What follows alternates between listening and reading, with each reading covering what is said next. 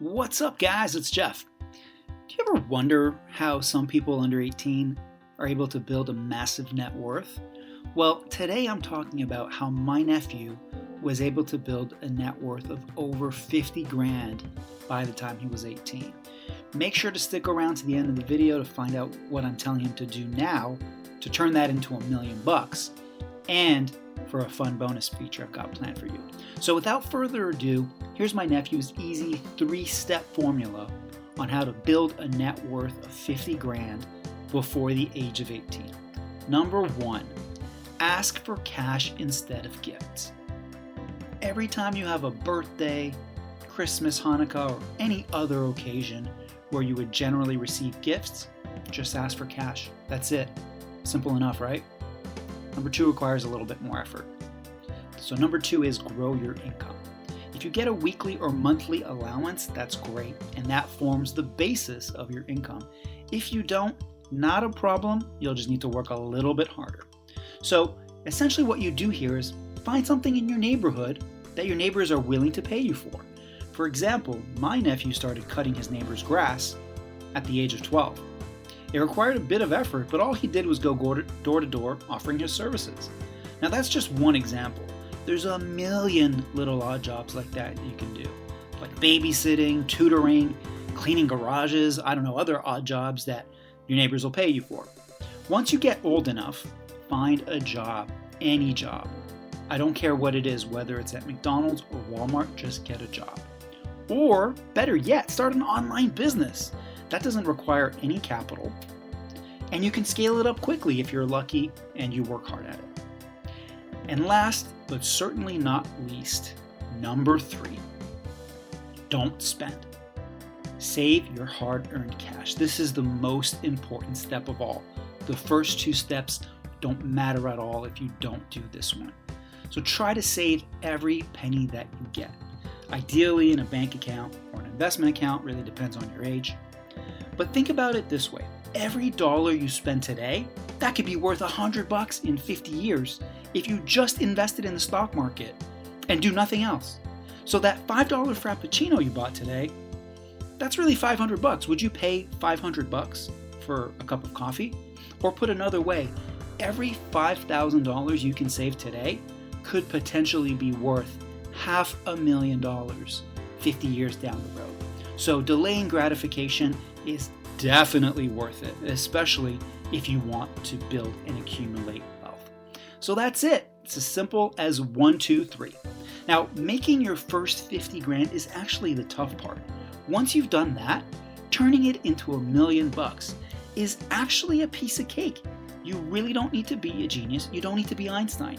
You just need to get started, save your money, and rely on the magic of compound interest to turn a little bit of money today into a lot of money in the future. Now let me ask you guys a simple question. If you have 50 grand in the stock market when you're 18, how long will it take you to turn that into $1 million? Well, if you assume a 10% annual return on the stock market, it'll take you about 32 years to grow that into $1 million. So you'll basically be a millionaire by the time you're 50. And best of all, that assumes zero work from you. Absolutely nothing. So if that sounds good, there you go. You've got it. That's your simple plan. But chances are, if you're watching this, you want to do a little bit better than that, right? So keep watching for the 6 easy steps to follow as soon as you turn 18. Step number 1, open a bank account. If you don't yet have one, make sure you do this and make sure it's in your name and only your name. This is the basic building block for wealth accumulation. It's really, really tough in our modern society to build wealth without a bank account. It's super easy to do. And if you already have one that your parents opened for you, just transfer the money out of that one into your new account that has just your name on it. All right, step 2, get a credit card. Getting a credit card as soon as possible is the easiest way to start building credit. Now, if you guys don't know this, credit is what makes our modern world work. Without it, it's tough to do a whole lot. Without credit, you can't buy a car, you can't rent an apartment, and you can't buy a house. So get a credit card and start building your credit history.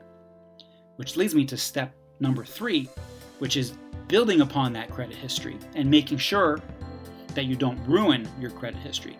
Now that you have a credit card, you might be tempted to spend beyond your means. Don't do it. It's a terrible idea. If having a good credit score is like being in heaven, then having a bad credit score is like being in hell. A bad credit score will haunt you forever and make your life miserable. Trust me. So instead, use your credit card wisely. Only make purchases that are essential and make sure you have the cash for it. If you can't make the payment in full, then just don't buy it. It's as simple as that. Other tip here, make sure to pay off the balance every month. Put it on auto pay from your bank account. Just set it and forget it. Step 4, continue to delay gratification. So we talked about this earlier. Just because you did it before doesn't mean you can stop doing it now. And just because you have money doesn't mean you need to spend it. Resist the urge to buy things to impress others. It's not worth it. Just think about it this way. Would you rather buy a used Toyota Corolla today or be able to afford a Tesla Model S or a Porsche 911 in 5, 10, 20 years? Or that Seiko watch you were just thinking about buying. Would you rather have that or wait maybe 5 or 10 years and instead get a Rolex or a Patek Philippe? So the reason this is so important is that life creeps up on you quickly. As soon as you have kids, a mortgage, it becomes really tough to save money. So save as much as you can today. Step number 5, start investing. If you don't yet have one, open up an investment account. It can be anything from a traditional brokerage account to a place like Webull or M1 Finance, or you can even do it through the Cash App by Square. It really doesn't matter what you do, just that you do something. So start investing in the stock market, and if you can, start investing in real estate as well. The earlier you begin, the better. If you're a beginner and you're intimidated by the thought of the stock market, then just buy a low-cost ETF or mutual fund that essentially just replicates a broad index. Once you get comfortable investing, you can then start getting a little bit fancier and buying maybe sector or country ETFs, or even stocks of companies that you know and love. Do you recognize any of the logos or products on this page? You probably do, right? If so, why not invest in the stock of the companies that you know and love? US dollar investors are so lucky because we have the most robust economy and the most robust stock market in the world. Step 6, to be or not to be a college graduate. Not everyone needs a college degree, right? If you want to be a lawyer or a doctor, then yeah, of course, you need a college degree, and in fact, you need an advanced degree. But if you're handy and you see yourself as a tradesperson, then college is really a huge waste of time and money. Look, the world will always need plumbers, electricians, auto mechanics. So you can make really good money doing one of these things, and more importantly, you can start as soon as you graduate high school. So using my example, I've calculated some numbers here.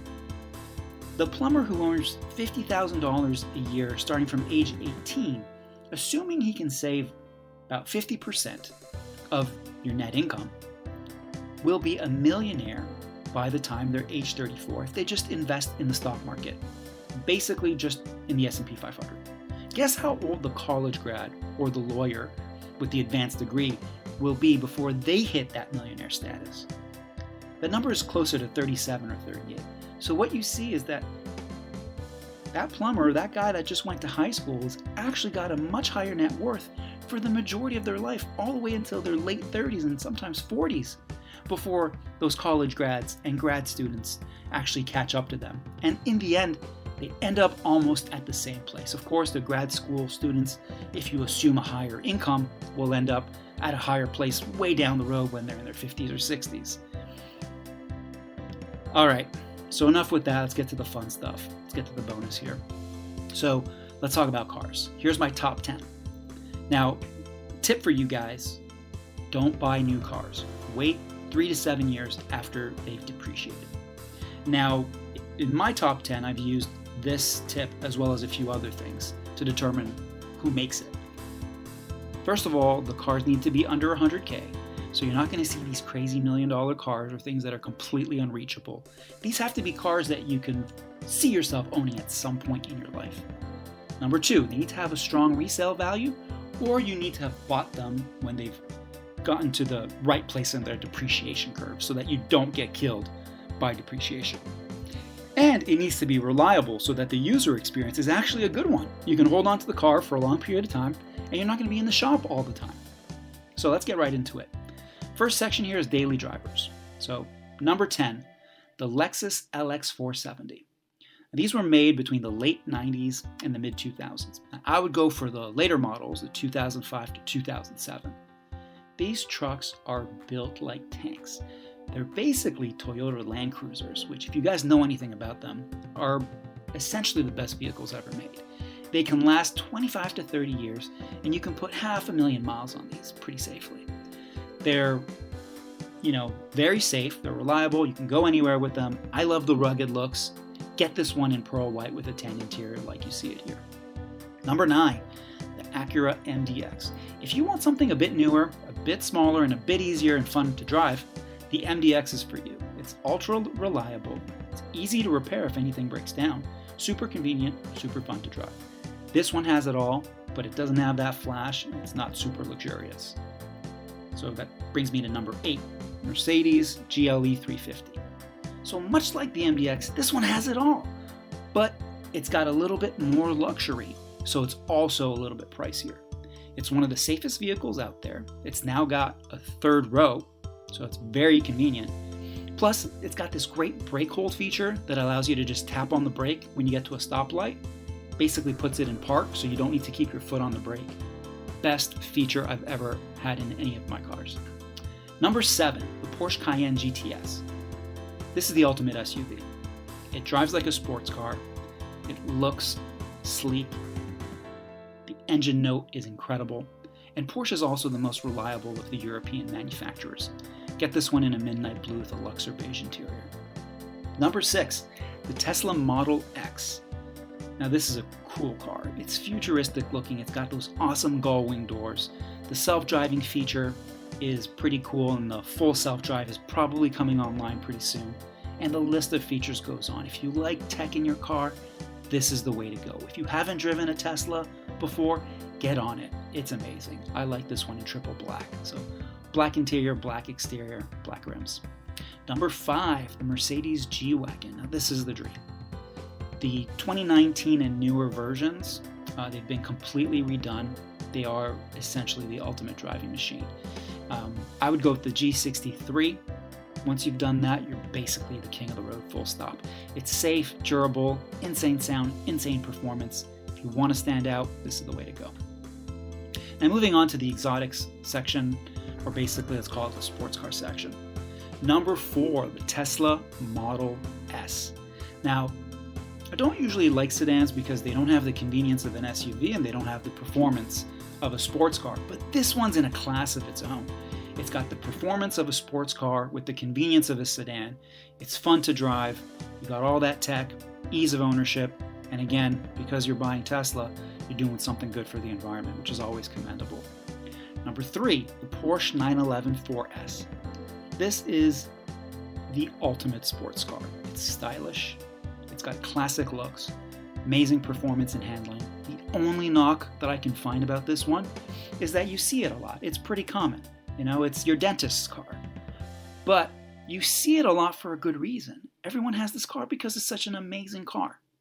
I would get this one the way it's listed over here. It's a Nardo gray exterior, anything like that, a chalk color. Those are all gray. I think it looks awesome. Number 2, the Lamborghini Gallardo. Well, what can I say? The Huracan is just a better car. The Aventador is also a step above that, and it's got that signature scissor doors that Lamborghini's famous for. McLaren and Ferrari, they generally have better performance. So why is the Gallardo at number 2? Well, a couple reasons. First, the price. This is really the only supercar you can get sub 100,000. And number 2, the incredible looks. This is the aggressive curves. It's probably the car that you had on the poster of your wall, on your wall as a kid. And again, the sound and the performance is incredible. It's basically an Audi, so it's much easier to maintain than a McLaren or a Ferrari. And when I think of Lamborghini, I think loud, I think flashy. It's definitely for someone who wants attention, so if that's not for you, maybe don't go with this car, maybe you get the Audi R8. But if you do like that, I think the right move here is to go with yellow, orange, lime green. Or if you want to be a little bit more conservative, this looks great in white and matte black. And finally, last and certainly not least, the Ferrari F430. Now this was a tough decision, but I ultimately went with the Ferrari 430 because it edged out the 360 Modena, because it's a little bit newer and a little bit sleeker, it's just a better version of the 360. And it also edged out the Maranello 575 because the price is a little bit lower, and frankly the Maranello is a front engine, whereas the F430 is a mid-engine. And I just think if you're going to buy a Ferrari, you want to get that Ferrari experience. The mid-engine is kind of the way to go. Now most sports cars don't look good in a Spider format, but I think this is the one exception to the rule. I think this is the best looking drop-top convertible in the market, period. And in terms of colorway, I think Ferrari needs to be red on tan like this one. Okay, so one last bonus. My perfect 3-car garage. So for my first pick, I'm going to throw you a bit of a curveball because this car technically wasn't in my top 10. And frankly, it wouldn't even fit in a standard residential garage. But my number one pick here is the Mercedes G-Squared 4x4. It's 11 inches higher than the G63. It's got an additional 8 inches of ground clearance. Do I need that? Absolutely not. Nobody does. But that's what makes it so great, right? It's the ultimate king of the road vehicle. And so this is one that you keep at your summer house and you drive it on the weekends. Number 2, the Tesla Model X. This is the perfect car, right? It's a great family car, great daily driver. It's got all the performance that you could ever want and all the convenience that you can need. Number 3, the F430 Spider. Now again, same as the Mercedes G-Squared. This is one you keep at your summer house, drive it only in the summer when you can put the top down. And there you go. That's my perfect 3-car garage. Thanks for sticking to the end, and see you guys next time.